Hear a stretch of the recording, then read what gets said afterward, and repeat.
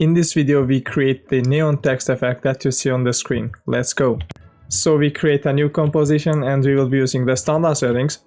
Click OK and we select text tool, horizontal type tool right away and then type in our text, so neon for our case, and I'll select everything with Ctrl A and then press Ctrl Alt Home and then Ctrl Home to center the anchor point and then center it to the screen.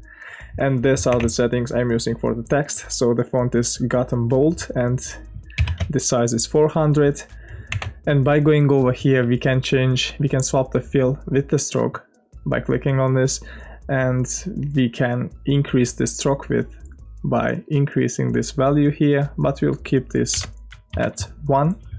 So next we want to go to effects and presets and type in Vegas and then double click on it to add to the text layer. And the first thing we want to do here is to go to image contours and then change the channel to alpha channel. And we want to decrease the segments. Over here we can change the color of the stroke, so pick a nice color, and then we can increase the stroke width by increasing the value of this one. And to give this an animation, we wanna alt click on rotation stopwatch icon here, so alt click on it and then type in this simple expression.